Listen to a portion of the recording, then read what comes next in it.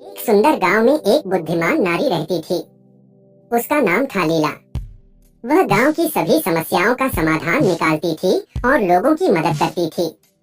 गांव के लोग उसे बहुत सम्मान देते थे। एक दिन गांव में एक प्रसिद्ध ऋषि आए।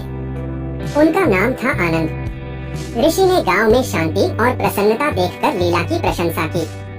उन्होंने कहा, हे लीला, तुमने इस गांव को बहुत खुशहाल बनाया है। तुम्हारी बुद्धि और करुणा से लोग बहुत लाभान्वित हुए हैं। लीला ने विनम्रता से कहा, महात्मा, यह मेरा कोई विशेष गुण नहीं है। मैंने भी जीवन में बहुत संघर्ष किया है। मैंने देखा है कि दुख और सुख जीवन का हिस्सा है। हमें इन दोनों का सामना करने की शक्ति होनी चाहिए। ऋषि ने कहा, तुम्हारी बात सही है लीला। जीवन में उतार चढ़ाव आते रहते हैं। महत्वपूर्ण यह है कि हम इन परिस्थितियों से कैसे निपटते हैं। हमें धैर्य और शांति बनाए रखनी चाहिए। लीला ने पूछा, महात्मा, आप जीवन में क्या सीखे हैं? ऋषि ने मुस्कुराते हुए कहा, मैंने सीखा है कि क्रोध और लोभ मन को अंधा बना देते हैं। हमें इनसे दूर रहना चाहिए। हमें दूसरों की मदद करनी चाहिए और हमेशा सत्य का मार्ग अपनाना चाहिए। लीला ने कहा, महात्मा, आपकी बातें बहुत सार्थक हैं।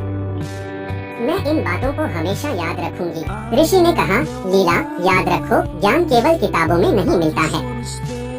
यह जीवन के अनुभवों से भी सीखा जा सकता है। हर व्यक्ति के पास कुछ न कुछ।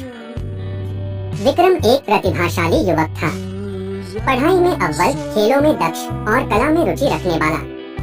लेकिन जीवन ने उसके साथ एक ऐसा खेल खेला कि वह धीरे धीरे खुद को ही भूलने लगा। सब कुछ एक दिन में ही बदल गया। एक सड़क दुर्घटना ने उसके माता पिता को छीन लिया। अकेलापन उसे घेरने लगा। घर जो कभी खुशियों का घर था, अब एक खालीपन सा लगने लगा। दोस्तों के साथ खेलने का मन नहीं करता था। पढ़ाई में मन नहीं लगता था। दुनिया से कटी सी दिखती। लोग आते जाते, हंसते खेलते, लेकिन उसके लिए सब कुछ बेजान सा लगता। खाने पीने में भी रुचि नहीं रही। शरीर दुर्बल होता जा रहा था। एक दिन उसके पड़ोसी ने उसे देखा। उनकी चिंता बढ़ गई। उन्होंने समझाया, विक्रम, इस तरह से जीवन व्यर्थ नहीं जाएगा।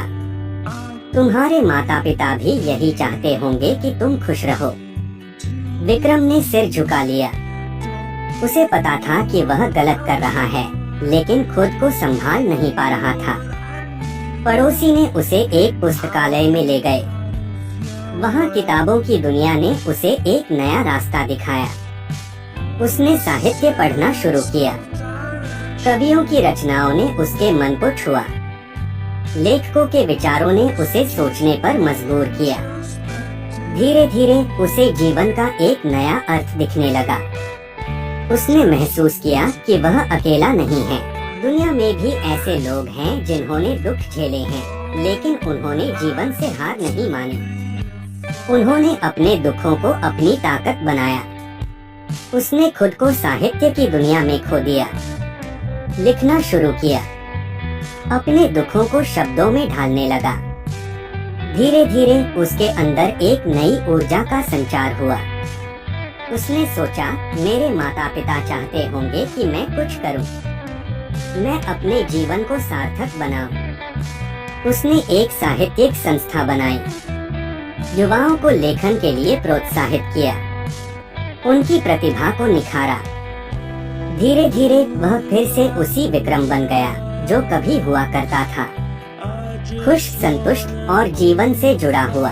उसने महसूस किया कि दुख ने उसे तोड़ा नहीं, बल्कि मजबूत बनाया। एक युवक सबको धोखा देने लगा, पत्नी समझाती है। एक कहानी जो हर किसी